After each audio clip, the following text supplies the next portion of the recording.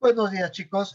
Bien, el día de hoy vamos a hablar un poco sobre las rebeliones indígenas. Bien, si recordamos un poco el contexto que se venía desarrollando durante el virreinato en el siglo XVIII, vamos a ver que la situación en el virreinato se tornó de cierta manera crítica para los criollos, los caciques y para la población indígena en general debido a las reformas borbónicas que ya habíamos estudiado anteriormente. Bien, entonces, bajo este contexto del siglo XVIII, se va a empezar a desarrollar una serie de movimientos indígenas debido a todas las situaciones que estaban generando estas reformas borbónicas, ¿no? Y estaban generando que la vida sea de forma muy precaria para la gente o la población indígena. Bien, a esto se le sumaba la gran presión fiscal que impuso las reformas borbónicas, ¿no? Para poder llenar las arcas reales. Y todo esto generó una serie de insatisfacciones en gran parte de la población, ¿no? A esto se sumó la explotación laboral de la mitad obrajera, los repartos mercantiles, esos repartos que consistían en que a los indígenas les entregaban mercaderías que ni siquiera ellos les servían y les obligaban a comprarlas, ¿no? Entonces todo esto generó un gran descontento en la población, sobre todo en los criollos, caciques, mestizos, indígenas y los demás estamentos por las cuales estuvo conformado el virreinato, ¿no? Por esta razón, chicos, perdón, que al siglo XVIII lo podemos denominar como el siglo de las rebeliones indígenas, porque este siglo va a estar marcado por dos rebeliones muy puntuales, ¿no?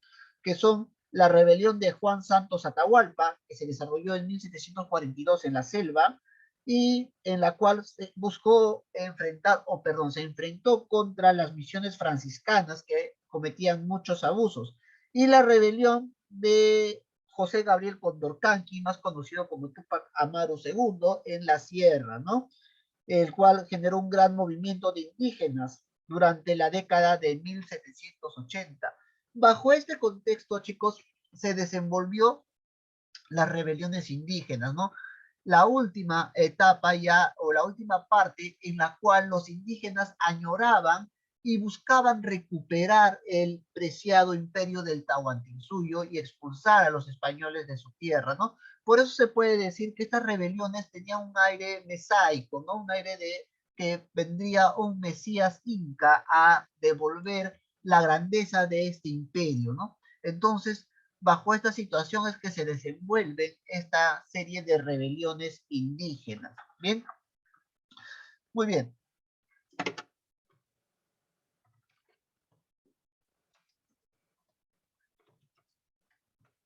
muy bien. Empecemos, a ver, disculpen, hay un pequeño problema. Ya, ahora sí. Empecemos hablando de la rebelión de Juan Santos Atahualpa, quien vemos en imágenes, que se desarrolló de 1742 a 1756, ¿no?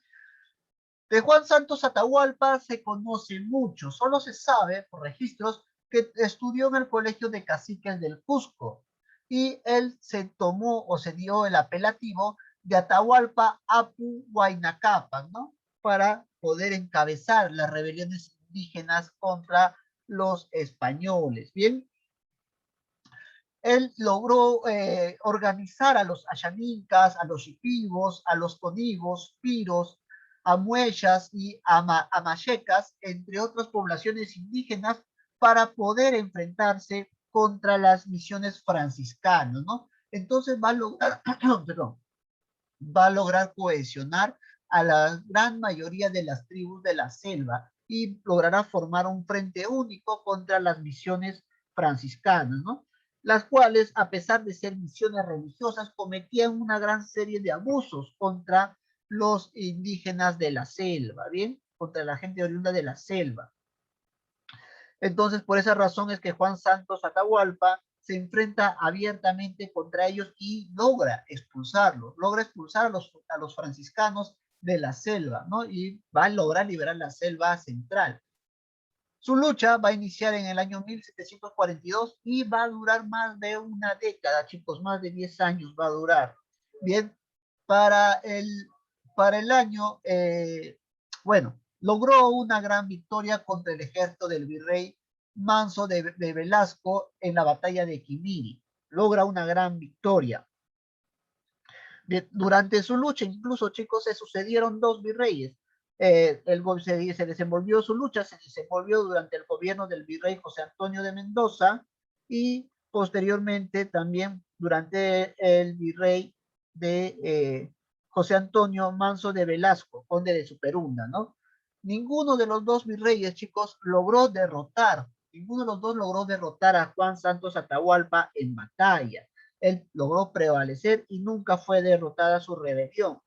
Pero ¿qué pasó? ¿Por qué no continuó la rebelión de Juan Santos Atahualpa? ¿Qué aconteció para que esta rebelión, que había cobrado gran fuerza en la selva central, de pronto se debilitara por sí sola? Pues bien, no se sabe a ciencia cierta qué pasó con Juan Santos Atahualpa. Se cree que falleció de alguna manera y al fallecer él, su rebelión empezó a perder fuerza debido a la falta de su líder, ¿no? Al faltar el líder, la rebelión perdió fuerza y desapareció por sí sola, ¿bien?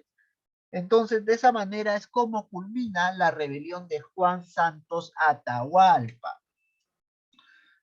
Luego tenemos la rebelión de Túpac Amaru II, José Gabriel Condorcanqui, ¿no? La rebelión que se dio en 1780 a 1783.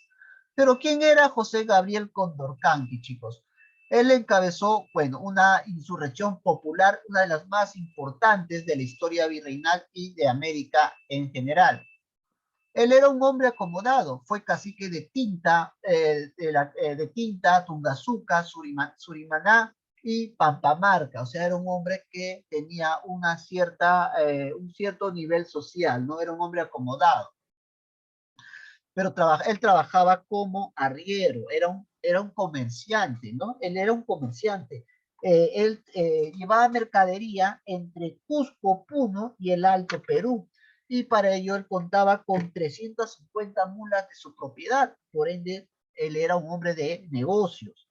Bien, ahora, él se educó en el Colegio San Francisco de Borja y por ende cosechó un cierto grado de cultura, ¿no? Fue un hombre culto y de buena posición social. Pero ¿por qué un hombre acomodado, como un cacique que tenía ciertos beneficios durante el virreinato, se rebela contra la corona española durante esta etapa de la historia? Pues bien, chicos, ¿qué es lo que va a suceder? Primero, hay que tener en cuenta que Túpac Amaru, al ser comerciante, su comercio se va a ver afectado por los impuestos que se va a imponer durante la reforma borbónica, y eso le va a generar un gran descontento, ¿no? En 1776, la creación del Virreinato del Río de la Plata va a separar Chacras y Puno del Virreinato del Perú, y estas dos regiones eran con las que más comerciaba José Gabriel Condorcanqui, ¿no? Entonces había un fuerte vínculo comercial entre las regiones de a lo que hoy en día se conoce como Arequipa, Cusco, Puno y la zona de Bolivia. Eran una relación muy fuerte, pero al dividirse el virreinato son separadas estas regiones y eso genera gran cantidad de problemas, ¿no? Por ende, la población se ve afectada por todas estas reformas fiscales que fueron impulsadas por el visitador José Antonio de Arreche, a quienes vemos en imagen, ¿bien? Entonces, este visitador va a aplicar una alcabala, o sea, un impuesto, va a subir el impuesto de lo que era un 4% a un 6%. Entonces, ese tributo va a generar muchos problemas, ¿no? Porque la gente no tenía dinero para pagar. A esto se suma la creación de aduanas interiores. Estas aduanas interiores es las que perjudican directamente a Túpac Amaru II, perjudican el negocio de José Gabriel Condorcanqui. Entonces, esto va a ser una de las causas principales que él inicia esta rebelión, ¿no? aparte de que por los abusos que se cometían con la gente, pero directamente él al ser un hombre acomodado y ver afectados sus negocios, entonces definitivamente va a querer rebelarse, ¿no? Porque no lo estaban perjudicando. Bien, entonces esa fue la situación que se va sucediendo, ¿no? La creación de aduanas interiores para mejorar las cobranzas fiscales contra los comerciantes. En todo esto va a generar un gran problema. Y a estos chicos se va a sumar las deplorables condiciones de trabajo en las que se desenvolvían los indígenas, ¿no? Recordemos las obras, los obrajes, las minas, ¿no? Y también los trabajos en los obrajes, la mitad minera y la mitad obrajera, ¿no? Esas, sobre todo la mitad minera, generaba muchas muertes, ¿no? Generaba grandes pérdidas de vidas que a los españoles no les interesaba, ¿no? Y eso perjudicaba enormemente a la población, incluso trataba de escapar a esta mitad que era obligatoria y técnicamente era un trabajo esclavizado, ¿no? Todo esto va a sumar para que se inicie la rebelión de Túpac Amaru II. Ahora vamos a hablar un poco del proceso de su rebelión. Bien, bien chicos, José Gabriel Condorcanqui va a encabezar esta gran sublevación y va a contar con el apoyo de indígenas, criollos, mestizos y negros. Todos ellos van a apoyar a José Gabriel Condorcanqui, a Túpac Amaru II, ¿no? Durante esta etapa, el Perú estaba gobernado por el virrey Agustín de Jáuregui y Aldecoa. ¿Bien? La rebelión, chicos, inicia en Tinta, en Cusco, el 4 de noviembre de 1780. Para este momento, el corregidor de esta zona era Antonio de Arriaga y era un hombre muy detestable para la población indígena porque cometía una gran cantidad de abusos contra los indígenas. Aparte de despreciarlos, les imponía cobros de impuestos elevados, les imponía el reparto mercantil. Entonces todo esto era observado por Túpac Amaru II, quien también a todas las causas que ya venía arrastrando para que inicie su rebelión, con esto revienta o va a ser la gota que colma el vaso y por ende en 1780 va a capturar a este corregidor y le va a dar muerte, ¿no? Entonces su rebelión inicia con la muerte del corregidor Antonio de Arriaga.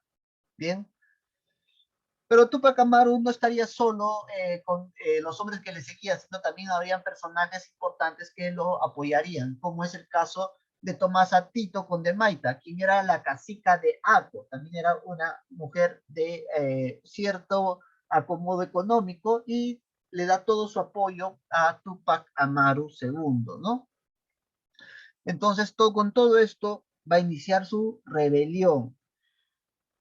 Bien, la rebelión de Tupac Amaru va a tener con un apoyo muy rápido de diferentes grupos y etnias de indígenas que lo van a seguir, bien, y se va a expandir rápidamente. A esto se va a sumar que el 16 de noviembre Tupac Amaru va a proclamar la abolición de la esclavitud, ¿no? Él proclama la primera abolición de la esclavitud. Y después, seguido ello, va a tener una gran victoria en la batalla de Sangarará el 18 de noviembre de 1780. Logra tener una gran victoria en esa batalla, ¿no? Pero acá Tupac Amaru II comete un grave error. Él tenía una gran ventaja y muchos hombres que lo estaban siguiendo, ¿no? Tenía un gran ejército para continuar su rebelión. Pero ¿qué es lo que pasa? Eh, lejos de, después de ganar la batalla de Sangarará, lejos de ir a atacar el Cusco y tomar la ciudad del Cusco, que era una ciudad muy importante para los realistas, decide ir hacia el Alto Perú, ¿no? A lo que hoy en día conocemos como Bolivia. Decide ir a atacar el Alto Perú, invadir el Alto Perú en 1780, ¿no? Entonces, eso va a generar un grave problema para él. ¿Por qué razón? Porque lejos de saber aprovechar su batalla, el triunfo que tuvo en Sangarará, perdón, no la aprovecha y no marcha de frente al Cusco, sino va hacia Bolivia. cuando él decide marchar al Cusco en enero de 1781 y atacar esta ciudad, ya era muy tarde porque los realistas se habían preparado una gran defensa en el Cusco, ¿no? Entonces, ahí es donde inicia la caída de su rebelión. ¿Por qué razón? Porque cuando ataca el Cusco, ya es demasiado tarde y va a ser derrotado en Checacupe y Combapata es derrotado, ¿bien? Entonces es derrotado en esta zona. ¿Y qué es lo que pasa? Va a ser capturado, ¿no? Va a ser capturado en Tinta por el ejército realista, encabezado por el propio visitador Arreche, ¿no? Arreche había jurado que derrotaría la rebelión de Tupac Amaru, y él fue el que lo capturó. Es más, se sostiene que cuando Arreche lo incriminaba y le decía que hable, quiénes eran sus cómplices, estaban siguiéndolo para poder capturarlos, Tupac Amaru respondió: los únicos culpables somos tú y yo, tú por oprimir a mi pueblo y yo por defenderlo, ¿no? Y eso fue simplemente lo que dijo. Entonces, pero el visitador Arreche no estuvo solo con el apoyo de la fuerza realista, sino tuvo apoyo de otras etnias y otros caciques contrarios a Tupac Amaru, ¿no? Acá podemos ver el viejo dicho de que el peor enemigo de un peruano es otro, ¿no? ¿Por qué razón? Porque otros caciques que también eran menospreciados por los españoles, deciden apoyar a Reche para derrotar a Tupac Amaru. ¿Cómo qué caciques? Como el cacique Mateo Pumacahua, cacique de Chincheros, ¿no? Quien apoya a los realistas para derrotar a Tupac Amaru II. Finalmente, Tupac Amaru II va a ser ejecutado en la plaza de El Cusco, ¿no? Y ya como ya conocemos, van a tratar de descuartizarlo con 4 caballos, no lo van a lograr y finalmente terminarán descuartizándolo y poniendo su cabeza, exhibiendo su cabeza para que no se rebelen, que ya era una forma muy clásica de generar el miedo y el terror de los españoles en los indígenas, ¿no? Pero él no murió solo, junto con él murió su esposa Micaela Bastida y su hijo Hipólito, a quien en su cara adelante le cortaron la lengua y lo torturaron, ¿no? Entonces fue una forma de morir muy terrible para este revolucionario, ¿no? Bien, una vez que Tupac Amaru muere, chicos, una vez que muere a manos de los realistas, la rebelión no termina, la rebelión va a continuar. ¿Quiénes van a continuar la rebelión? Lo hará su primo Cristóbal Tupac Amaru y el líder aymara Julián Apaza, más conocido como Tupac Katari. Ellos continúan la rebelión, ¿no? Pero esa será la fase de la rebelión aymara. Bien, entonces acá tenemos a Tupac Katari en la fase aymara.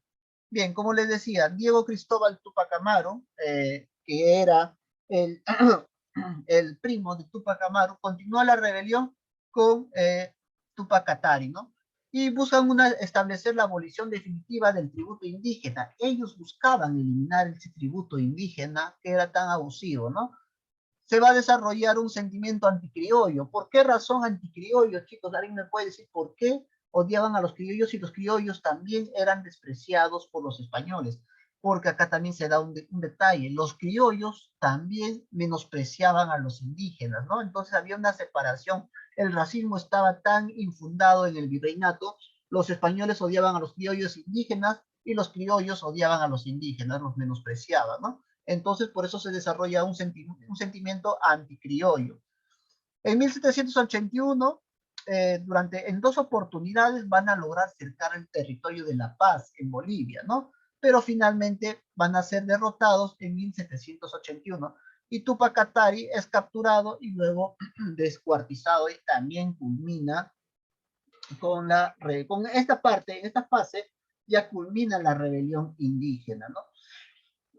¿Cuáles fueron las consecuencias de las rebeliones indígenas, chicos? Bien, primero, se van a eliminar los corregimientos, ¿no? Se eliminan los corregimientos y los repartos mercantiles, ¿bien? Y en lugar de los corregimientos, como ya lo habíamos visto anteriormente, surgen las intendencias a partir del año 1784. Se va a dar la creación de la última Real Audiencia del Cusco. Se crea una Real Audiencia. ¿Con qué fin se crea la Real Audiencia del Cusco? con el fin de proteger a los indígenas o a los indios de los abusos de las autoridades y controlar a la población del sur del virreinato, ¿no?